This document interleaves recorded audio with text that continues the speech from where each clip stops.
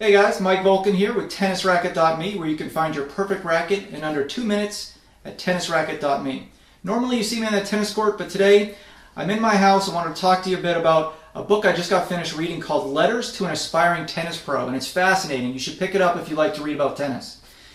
It's by a guy named Alan Peyrouton, and he spent his early few decades on this planet learning and trying to become a professional tennis player.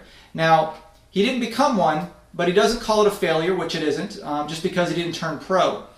But what he did was he took all the lessons he learned about becoming a professional tennis player, and he put his lessons in a book in letter format as if he's talking to you directly.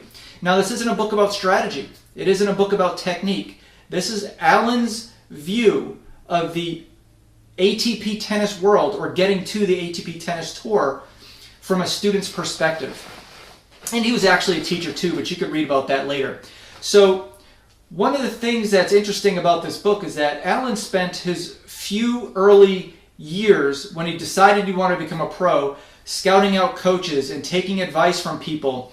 And he has some really good tips if you are a competitive tennis player on what you should and shouldn't do as you aspire to be a pro. And if I had this book, if I was aspiring to be a pro, which I knew I never had the athletic talent to do that, to be honest with you. But if you are an aspiring pro and you are taking advice from coaches and reading stuff on the internet to try to make you a better tennis player, stop everything and read this book. One of the things Alan does very nicely in this book is he has a list of questions for tennis coaches, because he says, which is true, a lot of them are vastly unqualified to teach superior athletes. A lot of people teach tennis lessons to amateur tennis players or people that want to get into tennis. But if you are aspiring to be a tennis pro, you should really take your coaches seriously. You should really vet them carefully. And he gives a list of about 15 to 20 different questions on what you should ask the pro to really see if they're qualified to train a superior athlete to become a professional tennis player.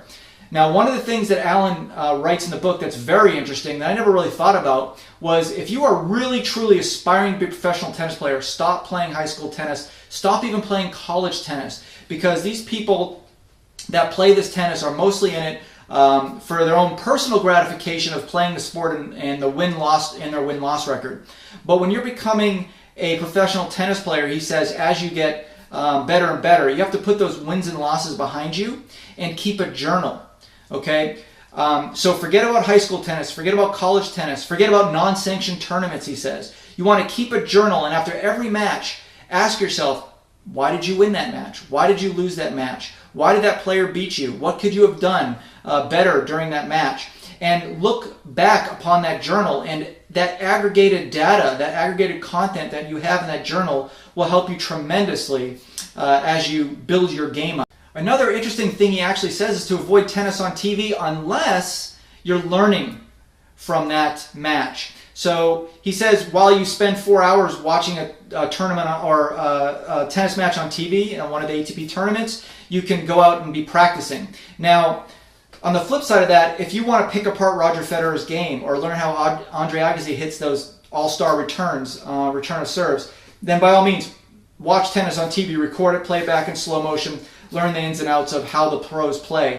The other thing he mentions is you should train for a very short period of time, which is true. I see a lot of club players really aspiring to be 5-0 players and 6-0 players, practicing 3-4 hours a day. But he really says, that's not how you become a professional tennis player. That's how you waste a lot of time on the court. Tennis is about short bursts of high-intensity movements, and that's how you should practice. If you want to play like you practice, then you should practice like Roger Federer. He even mentioned Jimmy Connors. They practice actually a very short amount of time on the court in very high-intensity intervals, and that's what you should do too, which makes a lot of sense. He also says you should treat every opponent like a ball machine. A lot of people lose matches because of intimidation. Oh, this player is ranked number 1 in his high school team, or this person's a county pro, or this person has won all-district blah, blah, blah and for their university.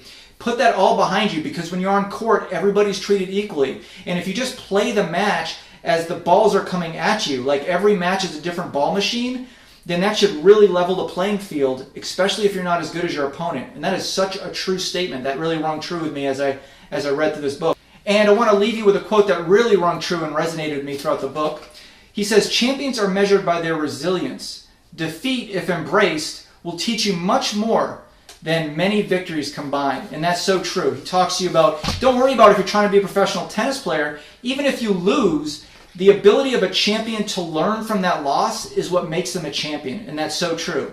So 5 out of 5 stars for this book. Fantastic read. It's a quick read. It's very non-technical. Alan's a very successful person. He's an attorney.